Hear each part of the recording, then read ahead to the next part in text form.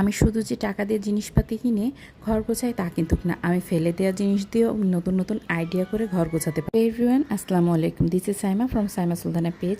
আপনাদের সাথে একটা নতুন ব্লগ নিয়ে আমি হাজির হয়েছি। আর আজকের ব্লগটি হলো আমি ফেলে দেওয়া জেলির জারটা দিয়ে অ্যাকোরিয়ামটা করব।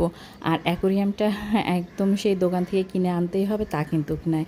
আমার বাসায় অলরেডি বড় একটা অ্যাকোরিয়াম আছে। আমি এই ছোট্ট জেলির জারটা দিয়ে আর বিভিন্ন পাথর দিয়ে একটু কালার পাথরও দিব, আর বেশিটা হোয়াইট পাথরই দিব। দিয়ে আমার এই ছোট্ট মানি প্ল্যান্টটাকে নিয়েছি, নিয়ে এটা দিয়ে ডেকোরেশন করে দেব।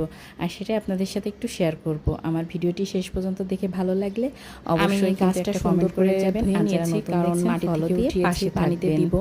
আর যেহেতু এই মাছ দুইটা দিয়ে দিব, তো ওদেরকে একটু সুন্দর করে ক্লিন করে নিয়েছি গাছকে। তারপরে এই তো ফিশ দুইটা ছেড়ে দিয়েছি, আর এই দুইটা অনেক কিউট ছিল, দেখতে বেশ সামনাসামনি মাশাআল্লাহ লাগছিল।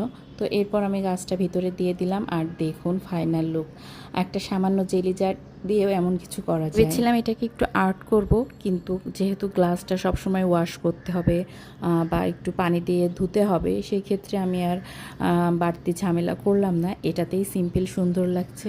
আর এটাতে কালার করলেও হয়তো বা আরও সুন্দর লাগবে। তো কেমন করলে ভালো লাগবে আপনারা কিন্তু একটু কমেন্টে জানাবেন। এটাই ভালো লাগছে না এক্সট্রা কোনো কালার দিব। তো এরপর আমি এটাকে নিয়ে কোথায় রাখবো বলুন তো। আমার একটা বড় একটা বেসিন আছে, যে জায়গাটা আমি অনেক সুন্দর করে সাজিয়ে রাখি সব সময়ই। তো সেখানে ভাবলাম আমি এইটা রেখে দিই। আর লাইটটা দিলে অনেক সুন্দর দেখা যাবে, আর দেখতেও বেশ মাশাআল্লাহ লাগবে। তো আমি তো একটু একটু করে ভিডিও করছি আর দেখছি যে জিনিসটা ঠিক কেমন হলো। তো আমার মনে হয় না খুব বেশি খারাপ হয়েছে। ফেলে দেওয়া জিনিস থেকে যদি এমন নিত্য নতুন কিছু করা যায়, সেটা তো আরও বেশি ভালো হয়। কি বলেন আপনারা? অবশ্যই কিন্তু ফেলে দেওয়া জিনিস থেকে অনেক দারুণ দারুণ আইডিয়া বের করা যায়। আমার এই ছোট্ট জেলি জারটা দিয়ে এই আইডিয়াটা কেমন হলো কমেন্ট করে জানাবেন। ভালো লাগলে শেয়ার দিবেন।